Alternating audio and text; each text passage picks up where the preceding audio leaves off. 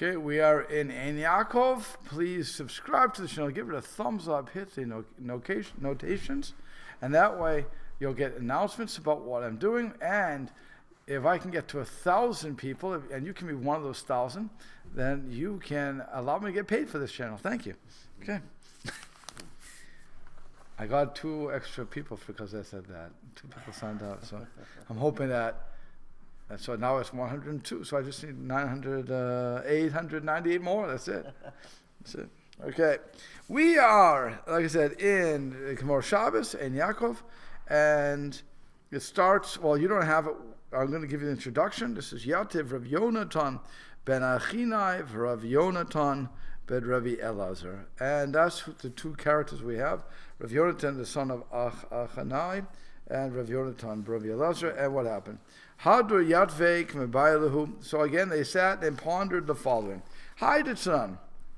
Regarding that which was we learned in a Mishnah, the Mishnah is below, where it introduces the 39 forbidden malachot that we have. So Haitanam, we learned in that Mishnah. Avo malachot arba'im chaser achat.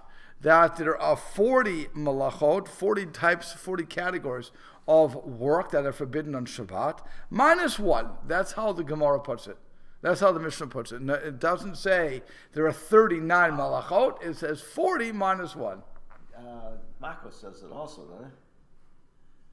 The Gemara Makos. For lashes, it says... Right. It said, no, there it says 40.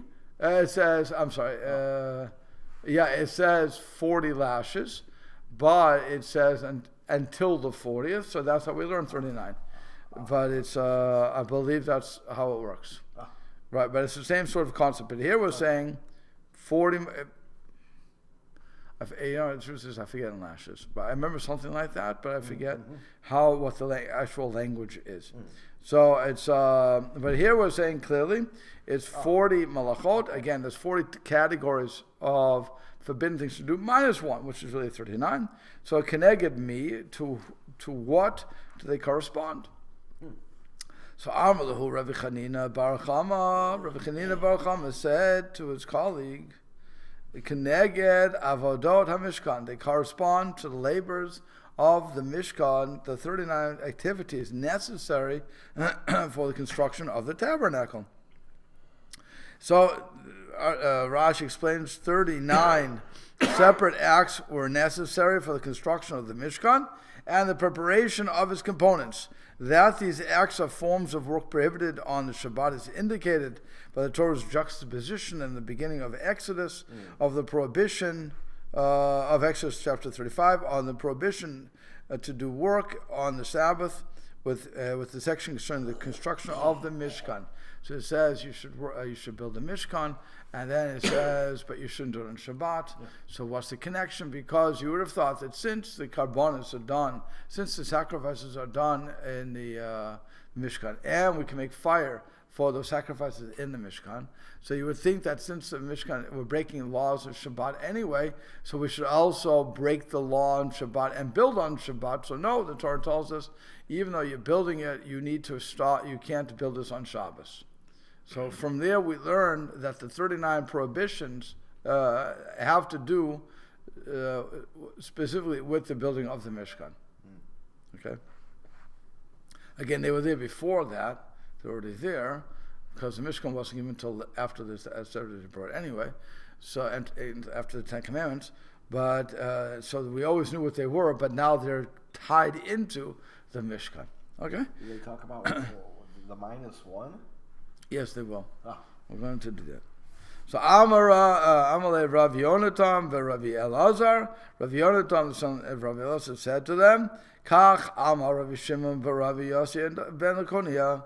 So said Rabbi Shimon, the son of Rav Yossi ben Lakonia, Keneged malacha, malachto, umalechet, shevatorah arveim chaser achat. They correspond to the mentions of work, his work, and the work of appearing in the Torah, which number 40 minus 1. Okay? So he explains. Our school explains. Okay? The word malacha and work is mentioned in the Torah 39 times. Thus, when Hashem stated at Sinai, "You shall not do any work," he meant, do not perform any forms of work alluded to by the number of times the word work is mentioned in the Torah. The commentaries point out that in actual fact there are many more than 39 mentions of the word malacha in the Torah. We must therefore say that the Gemara does not count all of the mentions. Various explanations have been advanced as to which mentions are excluded from the Gemara's count. And so interestingly, the Netzach Yishel points out that if the possessive form malechet, work of, is not counted, there are indeed 39 mentions of the word work. However, this explanation does not accord with our text of the Gemara, which specifically states that the word malechet is included in the count. Ramban Nachmanides explains that even Rav Yonasan, who asserts that the number 39 emerges from the number of times the word malacha appears in the Torah, agrees that the malachot also correspond to the malachot of Mishkan. For were it not the case, how could the rabbis have determined to which 39 forms of work the Torah refers? Rather, Rav Yonatan means that the count of the words malacha in the Torah teaches us to limit the forbidden malachot to those that appear in the Mishkan, which number 39, and not to include other forms as well. So that's Ramban. The Maharsha says, it's an interesting thing. He says, Hi, Diktani, Matnitan, that which we learned in the Mishnah of 40 malachot minus 1, and we didn't learn that Av malachot, that the major categories of malacha were 39, right? So he says, Deremes lanu, that it was a hint to us, Devadai ketive b'Torah malachot arba'im, that really malacha is written 40 times in the Torah, right? And we're saying for each term of malacha, we can learn a different malacha from it, right? Each time it writes work, we can learn from that context what that type of work is. So that's how you're going to learn out the 39 categories. But since it says 40 minus 1, so they're learning that really in the Torah there are 40 mentions. Ella dechaser achad mehem, but one of those mentions of work doesn't apply. We don't interpret that one. So that's what we have. The lo mashma malacha mamash is not really included of malacha, which we're going to see. Whether it's going to be the verse referring to Yaakov, Yosef, when it says he came to his house to do his work, which we're going to look at, or when it says, when they were building the Mishkan, it says the malacha was more than necessary. So that's going to be the question. What did those two verses mean? Well, we're going to look at it, but it's really those are the questions. So when it says 40 minus 1, what the Maharsha is learning is really there are 40 mentions of the word malacha in the Torah, but one of them doesn't add to the explanation of what malacha is. Okay, so that's how you look at it, which is an interesting thing. It answers a lot of questions on the Mishnah. Okay, so now the question is raised. So by Rav Yosef said, and here we go, is the word, his work in the verse, and he, namely Joseph, entered the house to do his work, included in the count or not? So Abaye said to him, V'leite Sefer Torah of Limnei, let us bring a Torah scroll and count, and we shall find the answer. Okay, that's an interesting way to do it. You say there's 40. Let's look. Let's take out the Torah. It's not a hard thing to do, and then you start counting the words malacha. So Milo Amar Rava Baruchana Amar Rav Yochanan. For in regard to a similar question, did not Rabba Bar Yochanan once say, Lo zazu misham ad she'aviyu sefer Torah u'v'na'um? They did not move from here until excuse me, until they brought the Torah and a scroll and counted them. So let us do the same. Okay, so we have a precedence for this. Now, what's going on is, like I said, the verse is referring to Yosef, and it goes on to relate how he entered the house. The wife of his master Potiphar attempted to seduce him. And when it says, let us simply count all the mentions of the word malacha in the Torah and see if this verse is included in a tally of 39. Okay. So now, let's see. So Armalei, so Rav Yosef answered him, Ki hai misabka li mishum dichtiv. The reason I'm in doubt is because it's also written on malacha hai tadam, dayam, that the work was enough. And here again, that's Exodus 36. He says the verse relates that when asked to contribute materials for the sake of the building of the Mishkan, the Jews responded so enthusiastically that soon there was enough. So they were told, stop bringing. They brought enough. So that is counting both verses, and he entered the house to do his work, and the work was enough.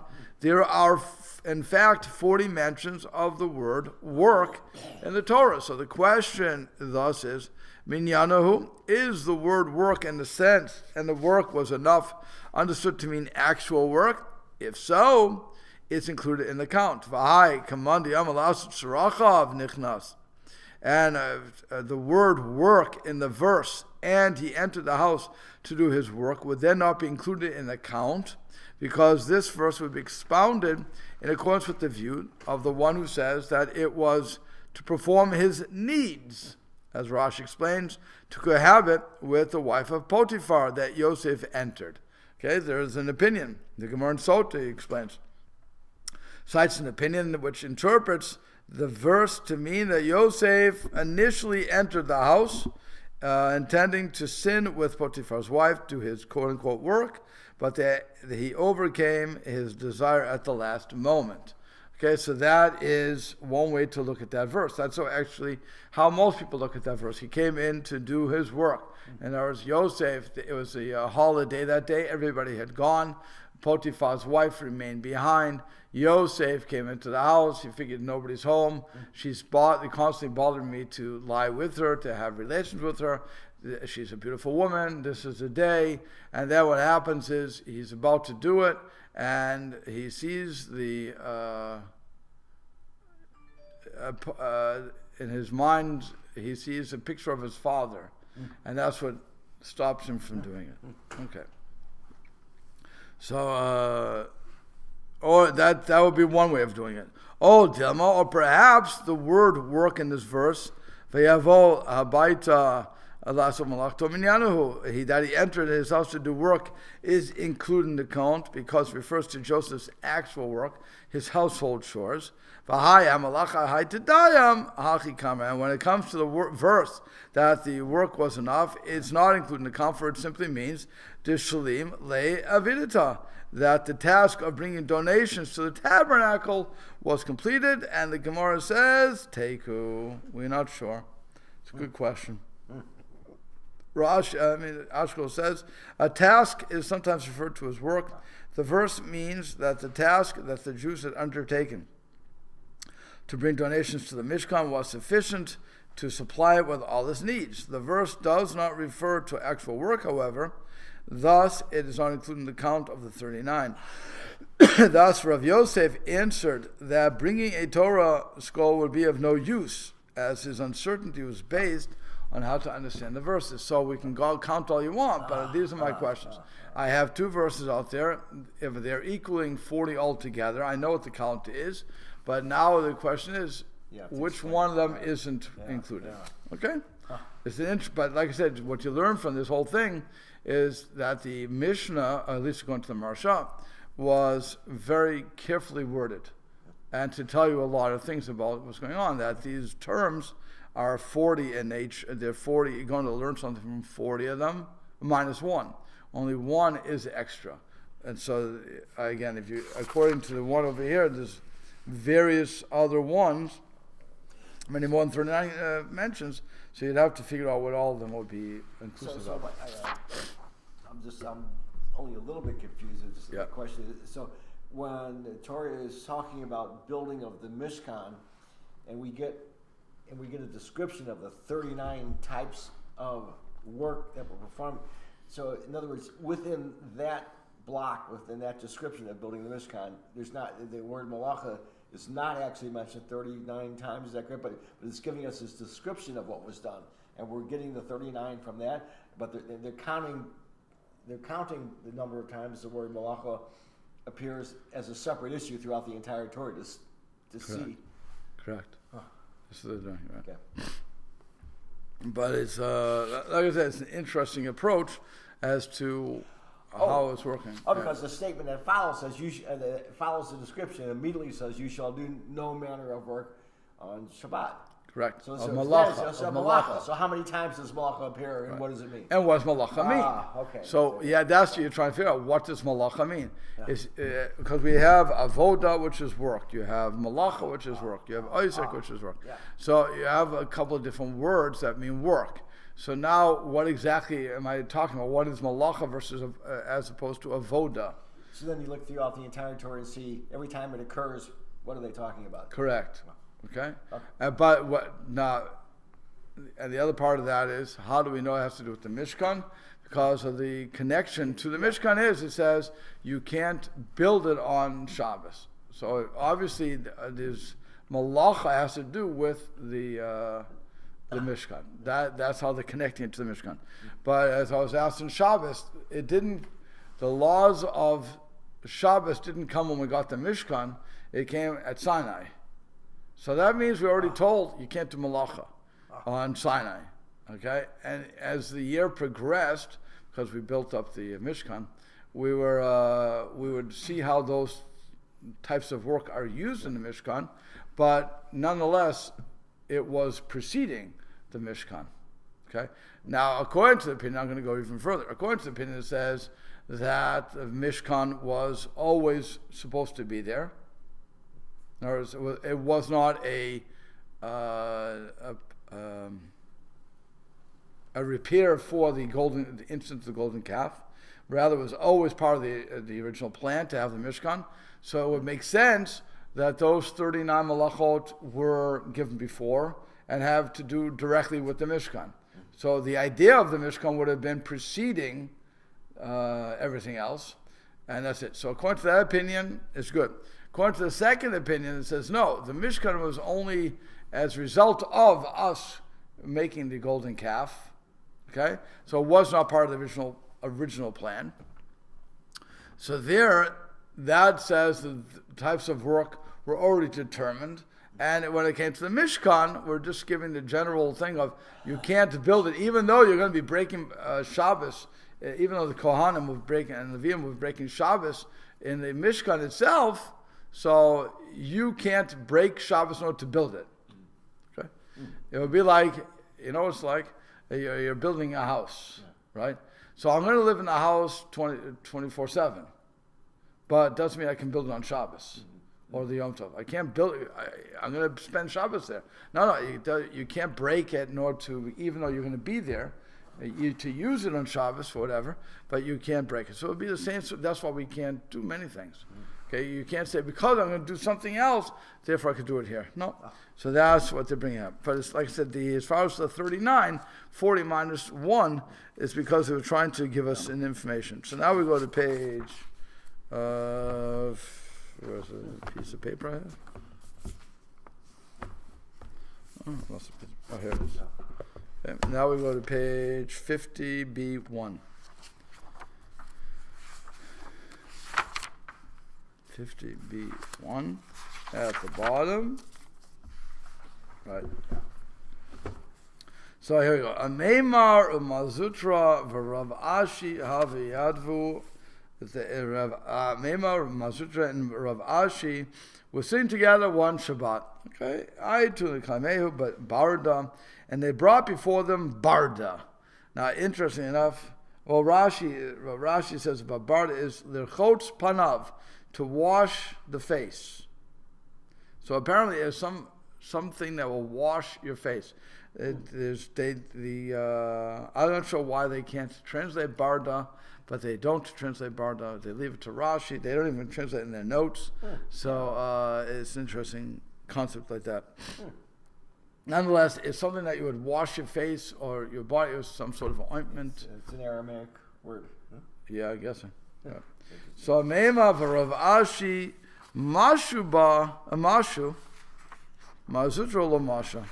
So it came Ameimar v'Rav Ashi washed with it, but Mazutra did not wash. So Amalei, they said to him, Lo savar lamar lahai da'am Rav Shesha barda shrei. Does not the master hold of what Rav Shesha said that the barda is permitted, that is permissible to wash with that? Is this any day or is this on Shabbos we're talking about? It seems to be on Shabbos. But it said he came on one. They were sitting one Shabbos. Yeah. Okay, so they must be talking about on Shabbos then. Yeah. But they're going to say in general too. But it's well, we'll see how it comes out. Okay. It says, where was it? Yeah, it's apparently made with aloe. It's a grass that's made with aloe. No. Yeah? Yeah, something like that. Okay, we'll see. So it was some sort of thing, like I said.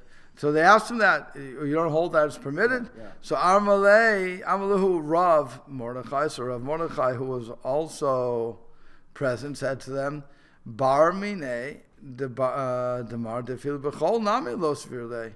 Exclude the master Mazutra from this discussion, for even during the weekdays he holds it's not permitted. Why? Several laki ahai Tanya. He agrees with that which was taught in the Braita. Megarir Adam gilde tsoa v'gilde makash albus aro b'shvil sa'aro. A man may scrape crust of filth and crusts of a wound from upon his flesh because of his discomfort. Im b'shvil liapod asur. But if it's done to beautify himself, it's forbidden. So he's talking about 7 days a week with this?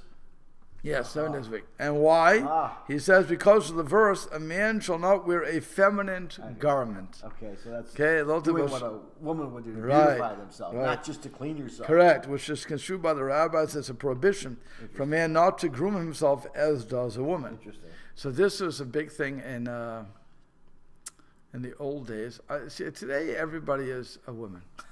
We all know what a mirror is, and we all like to look good, so we all comb our hair and so on and so forth. They came out with the Brill cream and there was stuff even before that they used in their hair. Right, so that is something that I think some places didn't have. They didn't have mirrors. So they didn't have mirrors, so they wouldn't see they wouldn't see themselves. If you don't see yourself, you don't realize how unkempt you look. Okay, unless somebody else is telling you look unkempt. Yeah. But it was so I know there's some yeshivas even didn't have mirrors for that. Now it could have been that kids broke them and they never replaced them. I don't know, but I think I've read about that. I think they gave a reason because you shouldn't be spending time looking at yourself. By the way, if you think about it, what do we cover when somebody dies? The mirrors. You're not supposed to think about yourself. You're not supposed to think about yourself. So it doesn't matter. You don't call me here. You don't do all these things because this is not the time. Don't shave. Yeah. Right. You don't shave. Right. So women have special exemptions for these certain things because they don't because the halacha doesn't want them to look ugly to the husband. But if they're not married, their exemption goes out the window. So it's unless maybe they're single, then they have to get worried about shidduchim. I don't know.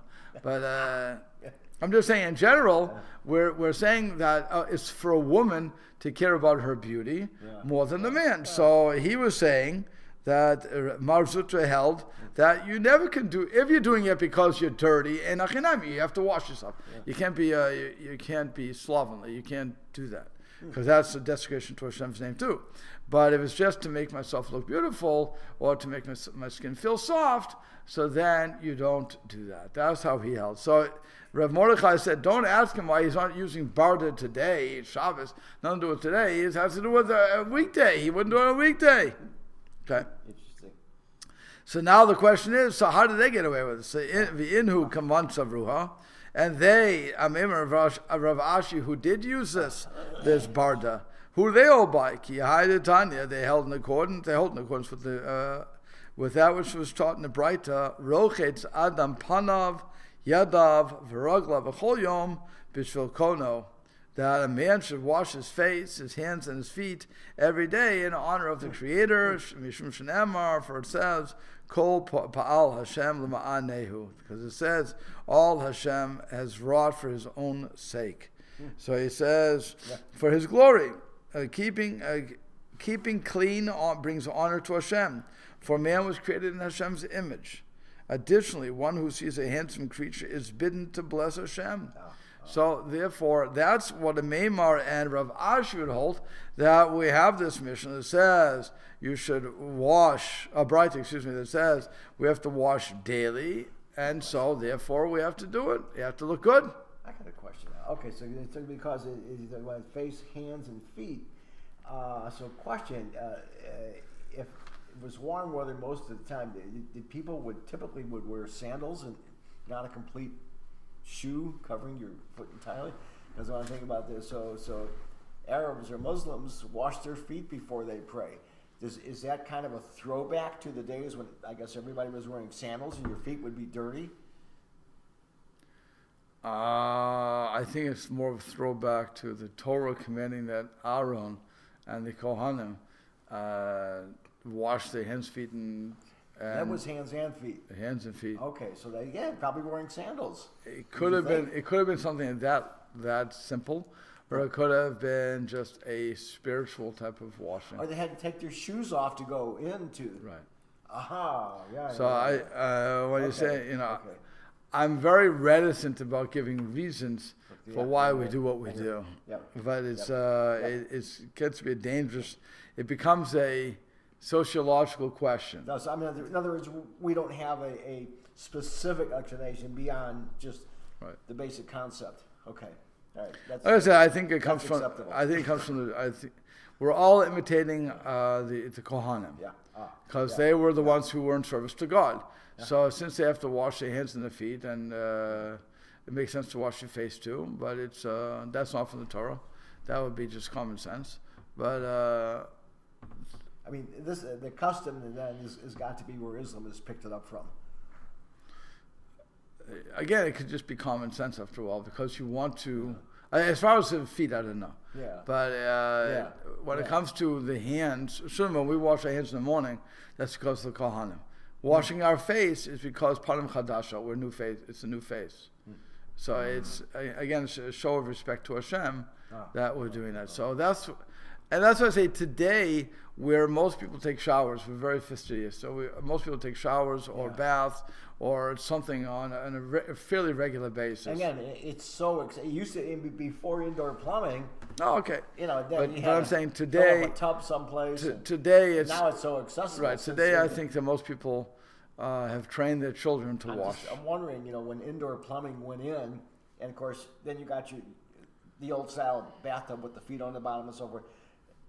They probably, an ingenious plumber probably thought of the concept of having a shower up there too. This little tin thing will make a little bunch of holes in it and pipe the water up there since the water's pressurized anyway. You have to look that up. Then you get daily convenience of being able to take a quick shower. Right. Yeah, like I said, whatever it's going to be, certainly that was out there. Okay. Now we go to 51A. 51A1. How much time do I have? Okay, I have time. 51. This is short. 51A1. Starting the Mishna? No, 51A1. We're in Amarav Huna Amarav. Asl Hatvan. Right after the Mishna. Right. So, just for everybody's sake here, like the Mishnah says, you don't cover a pot with insulation. If he did not cover the pot with insulation when it was Yadei, before the Shabbat, he cannot cover it after dark. If he covered it before dark, then and it became uncovered, he can cover it after dark. Okay.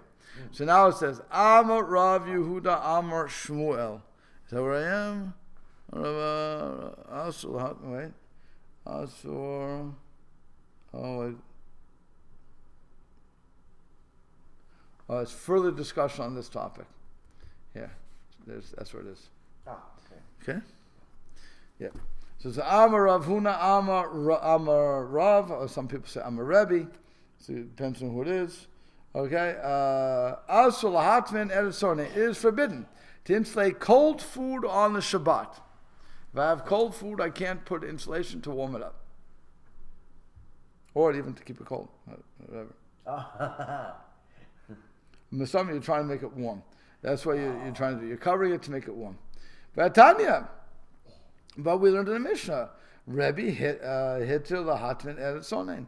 But Rebbe permitted insulating the cold food. So the Gemara answers, Lo kasha, there's not a difficulty. Hi, Mekame, the Shmi me Rabbi Yishmael bar Rabbi Yossi. That one ruling was issued before he heard the lenient ruling of Rabbi Yishmael, the son of Rabbi Yossi. I bought the Lishmei, whereas the other ruling of Rabbi was issued after he heard the lenient ruling of Rabbi Yishmael, the son of Rabbi Yossi. Okay. So now we're going to find out what happened there. So you understand the case, right? It says that we're forbidden to insulate sonain, the cold food. And so they say, wait a second, Rebbe said you could do it. Mm-hmm. So, and Rebbe is a very powerful character, so why would you argue with Rebbe? So they said, not a problem. That ruling where he said that it's permissible to warm up cold food, insulate cold food, on Shabbat was before he heard the ruling of Rabbi Yishmael, son of Rabbi Yossi, and then the other one where it goes stringent is I'm sorry. Where he says forbidden, that's when he was going by. That's before he heard the statement of Rabbi Yishmael. When he went lenient, it was after that. Fine. So and now what's happened? Ki hayit diativ Rebbe. So as recorded in the following incident, Rebbe was sitting and teaching. V'amar, and he said, "Asur lahatmin eretzonen."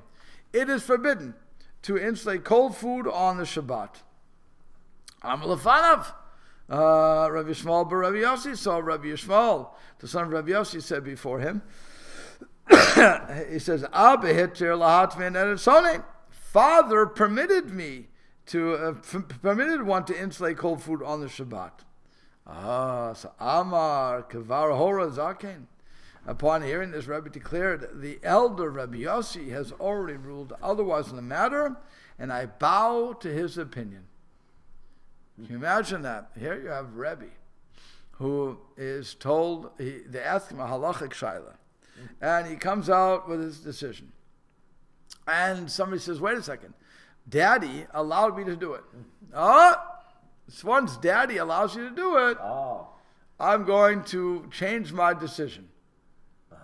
So you imagine going to your local Orthodox rabbi, and you ask him a question, and then he answers, or somebody asks the question, and then you say, the rabbi says, and you raise your hand, excuse me, my father allowed me to do this. And so the rabbi says, if your father allowed, I'm not going to get involved. Okay.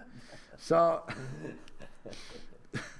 it says, Amar Rav Papa. Rav Papa said, Bor kama chava ben zeh et zeh. Come and see how great these Tanaim cherished each other, and how they held each other in regard. She'ilu Rabbi Yossi Kayim Haya Kafu Yoshev Lifnei Rebbe. For had Rabbi Yossi himself been alive, he would have sat subordinately before Rebbe. And he says, though he was greater than Rebbe in Torah knowledge, he would have submitted to Rebbe in deference to his position as Nasi, as the president of the organization, and would not have rendered halachic decisions in his presence. So, okay, that's and how do we know that? By the way, we know this to be true because Dahai Rabbi Yishmael Rabbi Yossi D'Mamale Makom Avotav Hava. For Rabbi Yishmael, the son of Rabbi Yossi, was his father's successor, namely his equal in scholarship. Kafu for Yoshev Lifnei Rebbe. And he sat subordinately before Rebbe, as the above account records. Presumably then, therefore his father would have done the same. Kamar, and yet he said, Kavar Hora Zaken. Yet Rabbi, upon hearing Rav Yossi's ruling, immediately withdrew his own and said, the elder sage has ruled. So therefore we see that Rabbi would have definitely, Rav Yossi would have definitely given in to Rav